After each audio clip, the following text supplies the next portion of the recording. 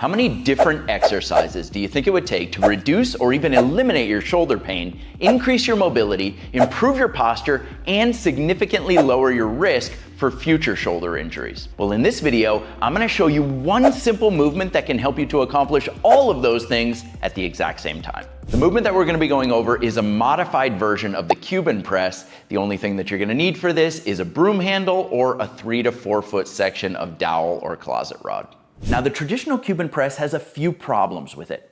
First and foremost, the position that it places you in at the beginning and end of the motion is deep internal rotation of the shoulder. See how my elbow is high and my forearm is pointed downward towards the ground? Being in this position puts a ton of strain on your acromioclavicular joint and your rotator cuff. So this is basically a disaster waiting to happen for anybody with a history of shoulder problems. But the second problem with the Cuban press is that it heavily emphasizes the muscles here at the base of the neck, called the upper trapezius, and the muscles here at the front of your shoulder, the anterior deltoid. Now, the problem with that is that if you have any damage to your rotator cuff, these muscles have already likely taken over all motion at your shoulder joint. So the last thing in the world that you ever want to do is make those muscles stronger. The other problem is that for anybody with postural dysfunction, that's forward head and a rounded back, those muscles are already dominant. So again, we do not want to be strengthening those muscles and making those problems worse. Now, the way to correct this is to take that Cuban press motion and add a hip hinge where you push your rear end out behind you.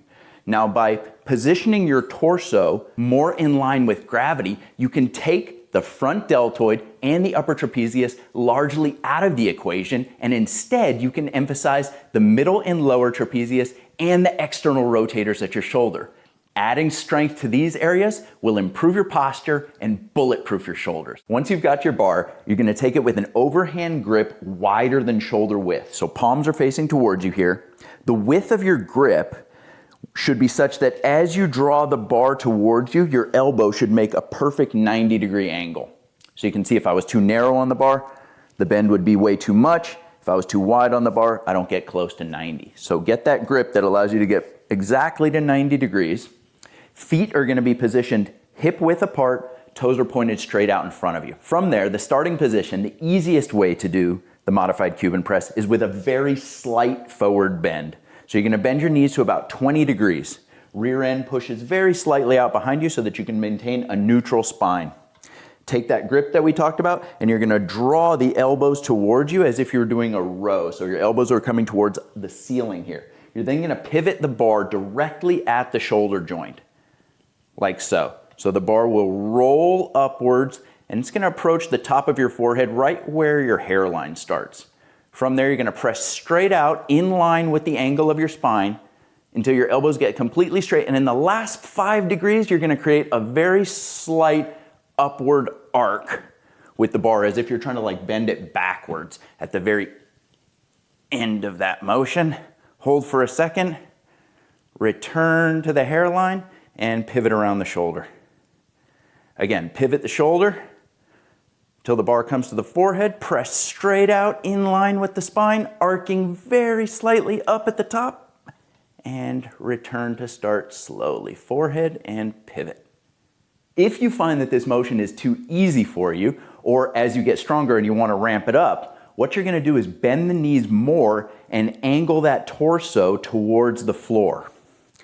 The more bend you get at the knees, the more you angle yourself forward here, the more gravity is pulling down on your shoulders trying to get them to roll inward, the more work that your middle and lower trapezius and your shoulder and spine stabilizers need to do to maintain the position throughout the press. So this would be a much more advanced version. You can see the knees are bent a lot more. My rear end is really pushed out. I'm rowing almost in a horizontal row position here, still at that 90 degrees. I'm gonna pivot up, press straight out in line with my spine, and I'm still arcing upward at the end. Return to start, and down. Flip to the forehead, press, slight upward arc, and return to start.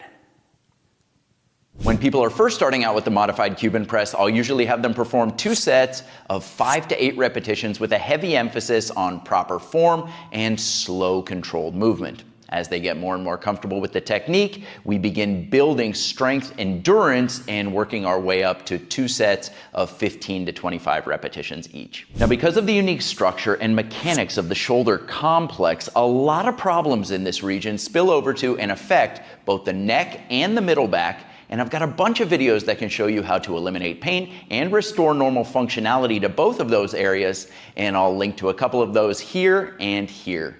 Beyond that, I just want to thank you so much for watching. Make sure to hit that thumbs up button and the little subscribe button before you head out of here, and I'll see you next time.